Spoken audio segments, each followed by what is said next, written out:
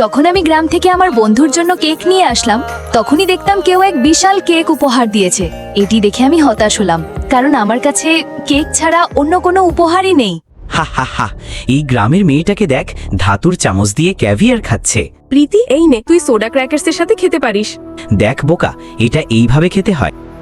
বন্ধুরা, এটা Christmas gift যা আমি তোমাদের জন্য এনেছি। Thank you so much Riya. আরে হ্যাঁ, আমি তো গ্রাম থেকে তোমার জন্য দেশি লাড্ডু এনেছি। আমি অনেক কষ্ট করে বানিয়েছি, তোমার নিশ্চয়ই ভালো লাগবে। দূরে রাখ, এটা দুর্গন্ধ বেরোচ্ছে। তখন প্রীতি আবারও মন খারাপ করে লাড্ডু তুলে নেয়। বারবার অপমানিত হওয়ার চেয়ে বাড়ি যাওয়াই ভালো।